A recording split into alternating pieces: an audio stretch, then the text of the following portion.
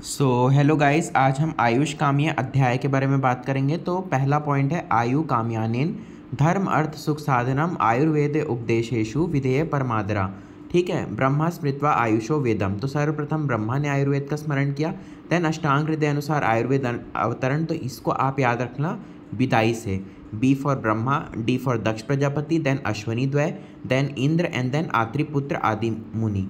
क्रियते अष्टांग हृदयम न अति संक्षिप्त। तो ये ऐसे आप रीडिंग लगा सकते हो, है ना।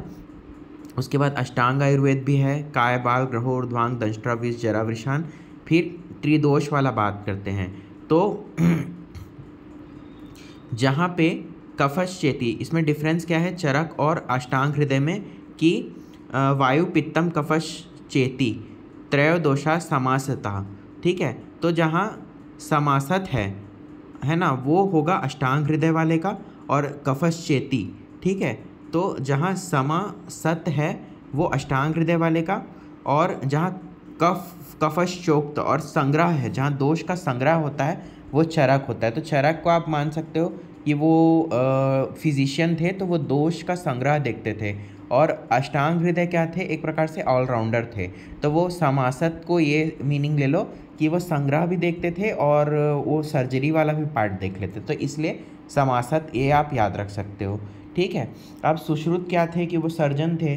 तो वो पहले ना वात पित्त पहले देखते थे, फिर उसके बाद शरीर में सर्जरी करने के लिए। तो देह संभव से ये याद रख लेना, पहले बॉडी में वात पित्त कफ देखते थे, फिर पूरे बॉडी में जाते थे ट्रीटमेंट करने के लिए। उसके बाद ये वाला तो आप जनरली याद कर लेना। इसमें देखो क्रूर कोष्ठ वाले में देखना कि क्रूर कोष्ठ जो सुश्रुत है उन्होंने वात कफ को क्रूर कोष्ठ माना है।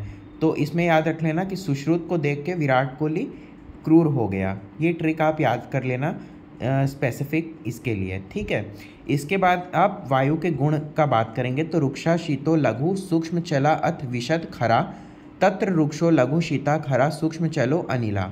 तो ये आप याद रख लेना कि चरक ने 7 गुण बताए और वाग्भट ने 6 गुण बताए।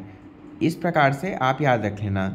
चरक ने विशद एक्स्ट्रा बताया है और मतलब वाग्भट के अकॉर्डिंग। तो आप वायु के में ये याद रख लेना कि वायु विन चरक की वायु विन, ऐसे याद रख लेना कि चरक में विशद एक्स्ट्रा बताया है। तो इससे आप थोड़ा ध्यान रख लेना कि जहाँ पे आपको विशद दिख गया वो चरक वाला है वायु का गुण। देन अब बात करते हैं पित्त का। तो पित्त में ना एक ट्रिक याद रख लेना कि चरक का पित्त कटु अम्ल था, जिसके कारण वाग्भट को लघु वस्त्र पहनना पड़ा।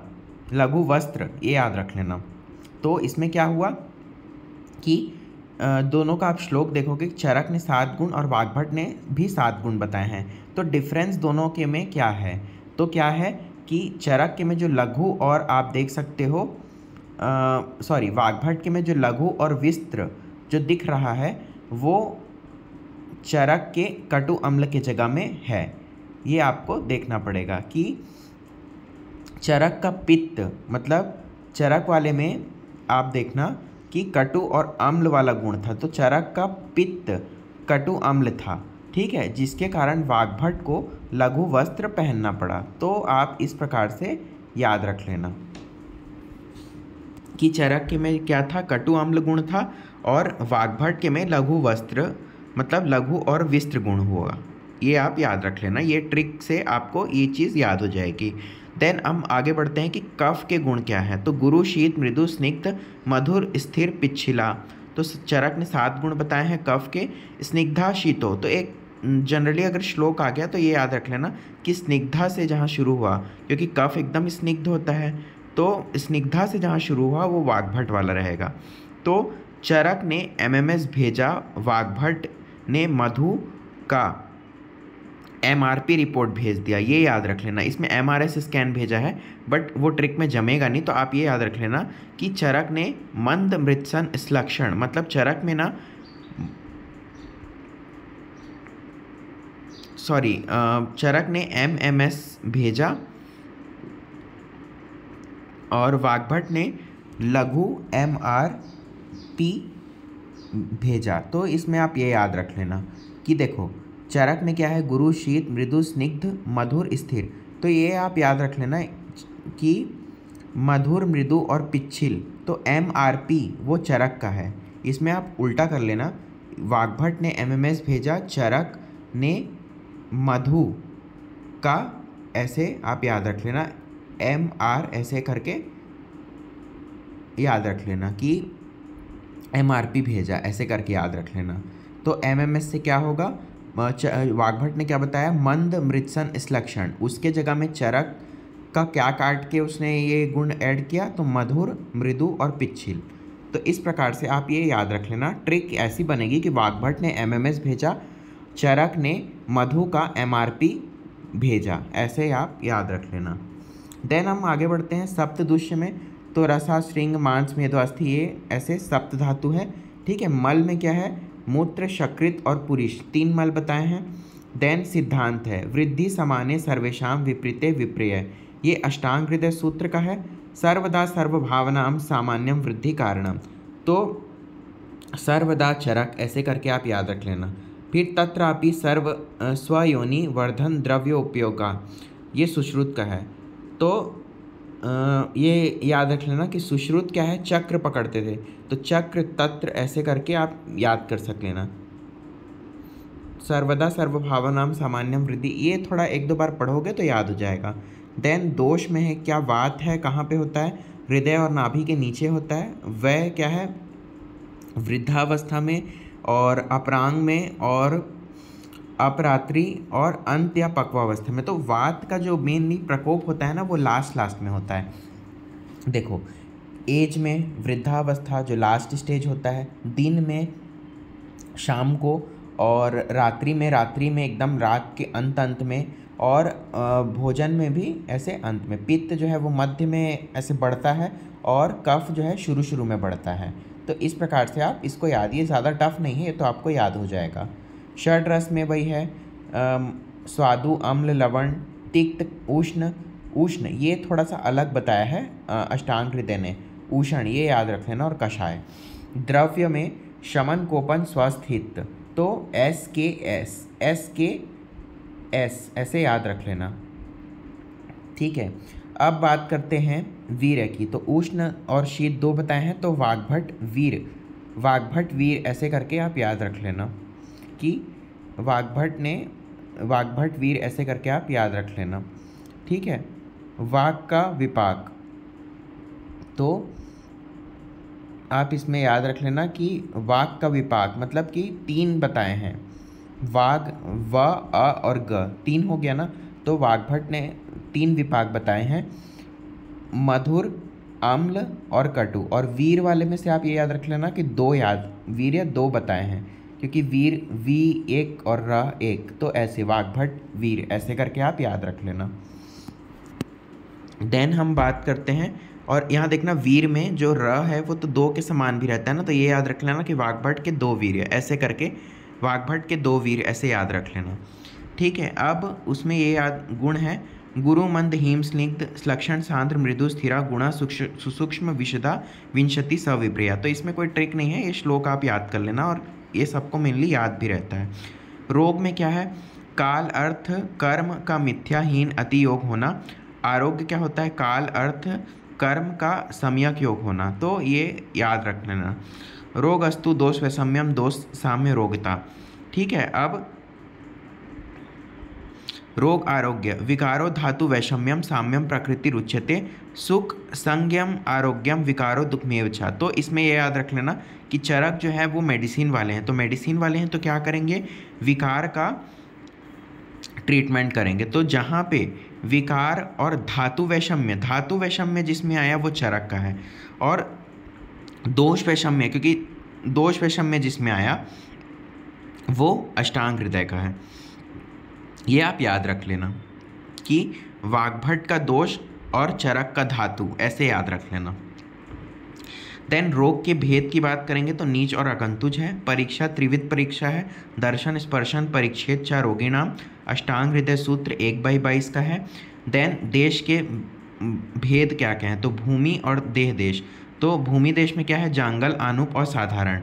तो तो जांगल में क्या होता है, वात दोष बढ़ा होता है, आनुप में कफ और साधारण में सर्व दोष, है ना। अब देह देश में क्या है, वात पित्त चरक ने बताया है, तो जावा से याद रखना इसमें कि जांगल जो होता है उसमें वात पित्त बढ़ा होता है, ठीक है। वात कफ जो है वो चरक ने बताया है इसमें आनुप में, और सर्वदोष चरक ने बताया है, सासर्व, ऐसे करके आप याद रख सकते हो कि भूमि देश में क्या है, मतलब सॉरी भूमि देश में आप याद रखना जावा, और इसमें आनुप में आक याद रख लेना, और साधारण में सासर्व याद रख लेना। चरक वीपी, ऐसे देह देश वाले में चरक वीपी और देह देश वाले में चरक वीके, और ऐसे करके आप ट्रिक बना के याद कर सकते हो। देन क्या है, औषध दो होता है, शोधन और शमन, ठीक है। वात में बस्ती देना है, बस्ती में क्या है, तेल है। पित्त में विरेचन, घृत, और वमन में मधु। तो ये उतना इसमें ट्रिक विक का ज़रूरत नहीं है, ये मेनली सबको याद होता है। मानसिक दोष में क्या होता है, धीति और आत्मा का ज्ञान, ये आप याद रख लेना।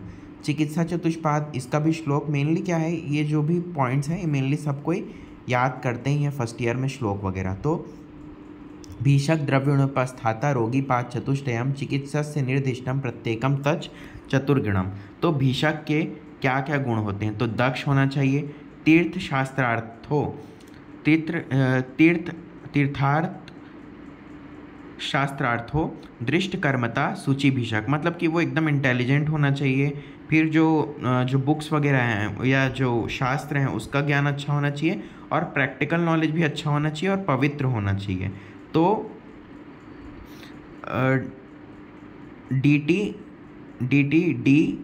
DTDS ऐसे करके आप याद रख लेना कि दक्ष, तीर्थ शास्त्रार्थो, दृष्ट कर्मा और सूची। औषध के क्या है, बहुकल्पम बहुगुणम संपन्नम योग्यम औषधम, ठीक है। उपस्थाता मतलब अटेंडेंट, तो क्या है, अनुरक्ता, सूची, दक्षो, बुद्धिमान, परिचारका। रोगी का क्या है, आड़ियो रोगी, भिषक, वश्यो, ज्ञापका, सत्वनापी, मतलब थोड़ा अमीर होना चाहिए, और जो डॉक्टर जैसा बोल रहा है उसको एकदम प्रॉपर फॉलो करने वाला होना चाहिए, और सत्व गुण बाहुल्य होना चाहिए, और इतना इंटेलिजेंट होना चाहिए कि मेनली डॉक्टर की बातों को समझ पाए। तो इस प्रकार से इसको रीड करोगे तो आपको याद हो जाएगा, कोई उतना टफ नहीं है। रोग के भेद क्या है, साध्य में सुख साध्य और कृच्छ साध्य है, और असाध्य में याप्य और अनुपक्रम है। सुख साध्य रोग में क्या होता है, तो इसको सर्वोक्षमे देहे यूना पुंसो जितात्मना, रोगी की देह सर्व प्रकार के औषधों के सेवन में समोह हो, रोगी युवा हो, पुरुष हो और संयमी हो, ठीक है।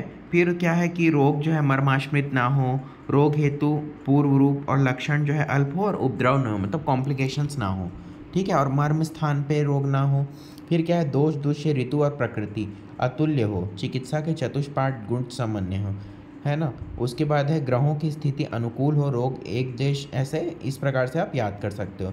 कृच्छ साध्य कब होगा, जब शस्त्र क्षार अग्निकर्म से साध्य होते हैं। सुख साध्य के याप्य रोग कब होता है, सुख साध्य के लक्षणों के विपरीत होने पर, पथ्य आहार विहार के सेवन से आयु शेष होने पर जो साध्य प्रतीत हो। याप्य रोग वो होता है ना जिसमें मतलब डिजीज़ जो है वो डाइट वगैरह से मेंटेन होता है।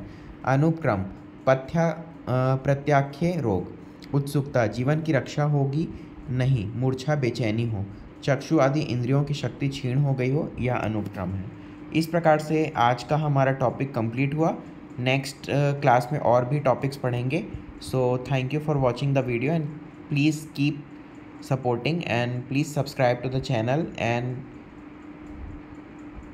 keep sharing the video. Thank you.